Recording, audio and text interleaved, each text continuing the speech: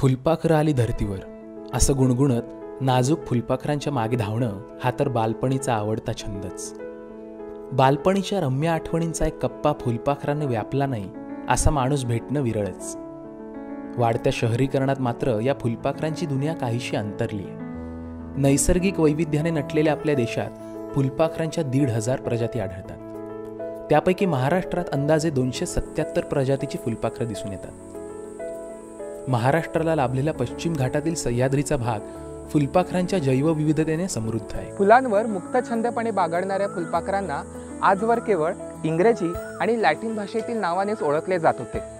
मात्र आता महाराष्ट्र राज्याच्या बायोडायव्हर्सिटी बोर्डाने त्यांचे मराठीत बारसे केले आहे.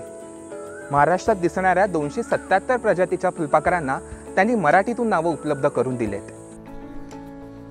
फुलपाखरांच्या मराठी नामकरणासाठी महाराष्ट्र राज्य जैवविविधता मंडळानं तज्ज्ञांची एक समिती तयार केली. बॉम्बे नॅचरल हिस्ट्री सोसायटीचे डॉक्टर राजू कसंबे हे या तज्ज्ञ समितीतील एक सदस्य.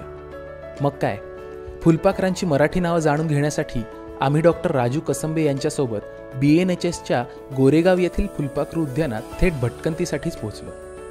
गोरेगावच्या आरे वसाहतीत 33 एकर जागेवर BNHSचं संवर्धन आणि शिक्षण केंद्र वसले. आपण इथे आज बॉम्बे नॅचरल हिस्ट्री सोसायटीचं जे कन्झर्वेशन एज्युकेशन सेंटर आहे गोरेगावला त्या ठिकाणी उभे आहोत. आणि माझ्या मागे जे तुम्हाला दिसतंय तो म्हणजे BNHSचा बटरफ्लाय गार्डन. हा आमच्या मागच्या 2 वर्षामध्ये आम्ही याच्यावर खूप काम केलं आणि ते खूप प्रकारची झाडं लावली आहेत. आतापर्यंत जवळपास 120 प्रकारच्या फुलपाखरांची आम्ही इथे नोंद करू शकलो.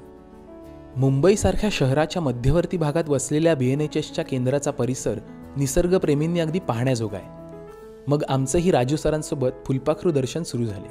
त्या रंगीबेरंगी फुलपाखरांमागे बागडता बागडता त्यांची मराठमोळी ओळख अधिक भावत होती.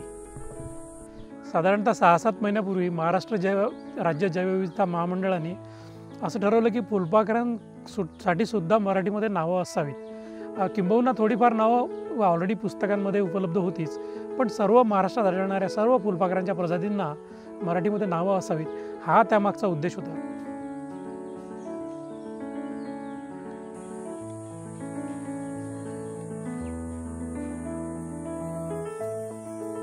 हे जे झाड आहे हे कृष्णकमळाचं झाड आहे आणि याची फुलं जी आहे ती अतिशय सुंदर असतात, ज्याला आपण पॅशन फ्लावर असं इंग्रजीमध्ये नाव आहे. तर एक टॉनी कॉस्टर नावाचं एक अतिशय सुंदर असं पिंगट रंगाचं फुलपाखरू असतं आणि ते याच्यावर अंडी घालतं. म्हणजे कृष्णकमळ जो आहे ते त्याचं खाद्य वनस्पती आहे. त्यामुळे त्या टॉनी कॉस्टर फुलपाखराचं मराठीमध्ये आम्ही नामकरण करताना कृष्णकमलिनी असं नाव सुचवलं आहे आणि ते सर्वांना स्वीकार झालेलं आहे. जून 2015 मध्ये ब्ल्यू मोरमॉन हे महाराष्ट्राचं राज्य फुलपाखरू म्हणून घोषित करण्यात आलं. राज्य फुलपाखरू घोषित करणारं महाराष्ट्र हे पहिलं राज्य ठरलं.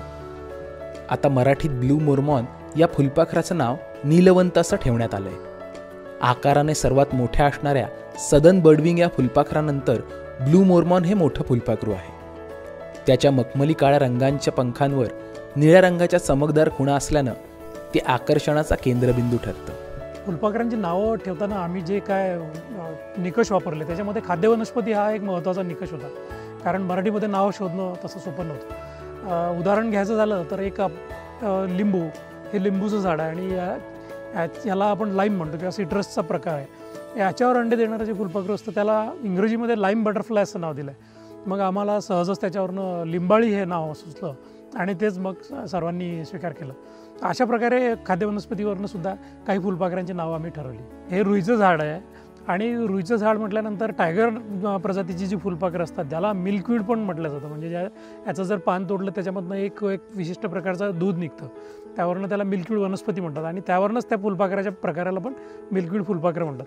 तर या टायगर प्रजातीच्या फुलपाखरांना कुठलं नाव द्यायचं हा सगळ्यात मोठा प्रश्न होता, कारण टायगर म्हटलं की लोकांना वाघ, ढाण्या अशी नावं सुचतात आणि तीच नावं आधी होती. आम्ही ते टाळून याला रुईवर अंडी घालतो म्हणून रुईकर असं नाव सुचवलं आणि ते सर्वांना आवडलं. त्यामुळे blue tiger, stripe tiger, plain tiger या सगळ्या फुलपाखरांना रुईकर अशा प्रकारचं नाव आम्ही द्यायचं ठरवलं. पक्ष्यांप्रमाणेच फुलपाखरांचं देखील मराठीत बारसं झालंय. राज्य जैवविविधता मंडळानं फुलपाखरांसाठी काम करणाऱ्या तज्ज्ञ मंडळींच्या सूचनांचे स्वागत करत मराठी नावाची अंतिम यादी तयार केली आहे. मराठीतील नावं उच्चारण्याच्या दृष्टीनं सोपी असल्याने सामान्यांच्या तोंडी ती सहज रुळतील याची खात्री वाटते.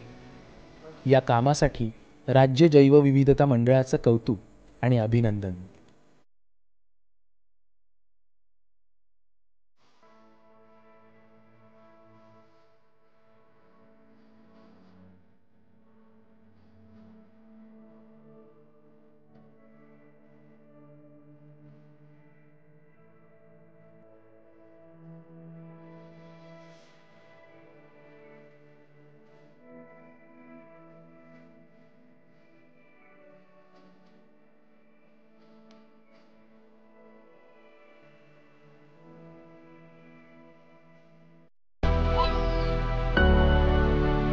वन्यजीव आणि पर्यावरण विषयक मजकुरासाठी लाईक करा, शेअर करा आणि MHA MTVला सबस्क्राईब करा.